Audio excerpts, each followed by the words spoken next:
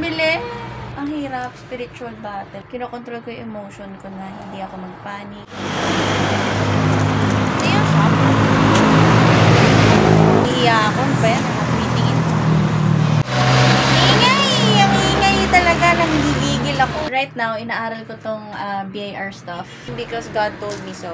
I'm doing my best. Columnar book, my ledger. Anong verse yun? Mag-Bible study na lang tayo. Sa Romans ata yun eh. Okay. Romans 13. Okay? Everyone must submit himself to the governing. Ulit. To the governing. Ulit!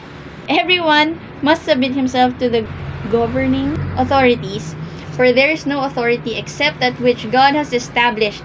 The authorities, BIR, that exist have been established by God. Consequently, he who rebels against the authority is rebelling against what God has instituted, and those who do so will bring judgment on themselves. Penalties. Ako nakakainis. Here I am, nagnenegosyo. Nakakaya kasi si Lord mismo yung nagko-command.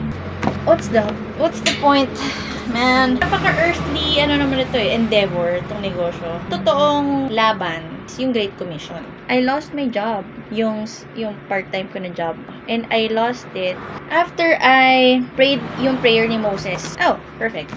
Yung Exodus 33, nagpe-pray si Moses kasi parang pagalitan nga sila ni Lord kasi nga yung Israelite, nag-worship sila ng golden calf. Sabi ni Lord, alam mo, mauna na nga kayo, papasama ko na lang kayo sa angel. Ako, nanggigigil ako sa inyo. Una, si Moses, si Lord ang nag-utos sa kanya na, go, lead the people. May assignment si Lord. Wait lang, may delivery ako.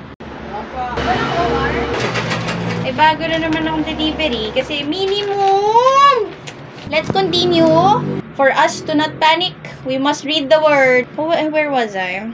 So, pinagalitan nga sila ni Lord. Tapos, si Moses, sabi ni Moses, Lord, you've been telling me, lead these people, but you have not let me know whom you will send with me. You have said, I know you by name, and you have found favor with me. If you are pleased with me, teach me your ways so I may know you and continue to find favor with you. So, humingi si Moses ng assurance na, Lord, kayo naman po nagsabi sa akin na ituloy ang laban, i-lead yung mga tao. Itong isang nation na to, i-lead yan sa Canaan. Nakaka-relate ako na parang feeling ko ako si Moses. Gino-signal naman ni Lord sa akin ito. Problem is, right now, discouraged. Anyway, so ang sagot ng Lord sa kanya, my presence will go with you and I will give you rest. I will do the very thing you have asked because I am pleased with you and I know you by name. I will cause all my goodness to pass in front of you and I will proclaim my name, the Lord, in your presence. I will have mercy on whom I will have mercy and have compassion on whom I will have compassion. But you cannot see my face, for no one may see me and live. Right now, nagpapass ba yung goodness ni Lord? He removed yung job ko for some reason. I just have to trust in His character. The point of life is to glorify God, not for me to get rich, not for me to get what I want. Magiging bonus na lang yon. The purpose of life is to seek His kingdom. Ang nakikita mo lang kasi yung likod ni Lord, traces of His work, hindi yung reason pa. Hindi pa ako ready to understand what's going on. I will just trust in the Lord. Parang yung kay Shadrach, Meshach, Abednego. Whatever happens, God can save me from the fire. But even if He does not, I will praise His name. That's the lesson there, okay? May kita o wala, you glorify His name, you praise His name. That's the whole point. Of course, I am in pain. Masakit sa akin makita yung shop ko na hindi pa siya kilala. I don't know how to juggle everything on my own. And I'm still waiting on a new job. I'm waiting on the Lord to do His thing. Kailangan hindi ko hayaan na ang enemy ay lamunin yung thoughts ko na hindi ako mahal ni Lord porket wala akong benta or hindi ba ako kilala. Ganun talaga. Nagnegosyo kayo, ginusto mo yan. You have to go through the process. Tandaan nyo, just because God said go, doesn't mean na yung magiging path mo will be smooth.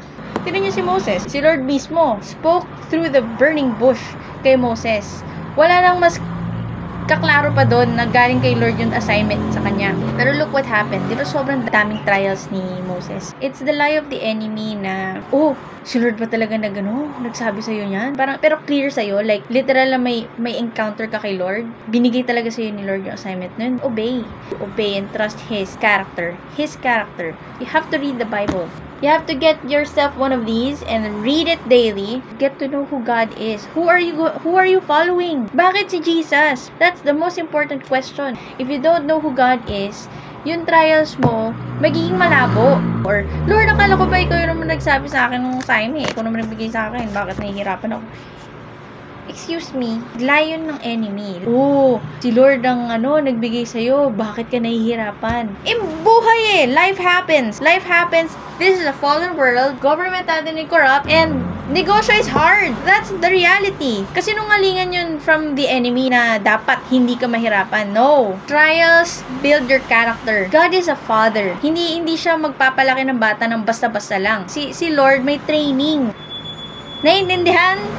Napapatulala ako kasi gutom na ako. Just trust God because that's your job. You're not supposed to seek other sources of security other than the Lord. Your job is to trust Him.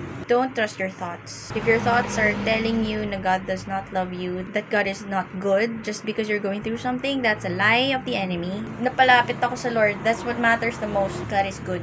Even if your situation is bad, it's not the perfect world yet, hindi pa ito. Mawawala din lahat to. Ang puhunan natin dapat, more so sa kingdom ni Lord. Seek His kingdom. That's the job.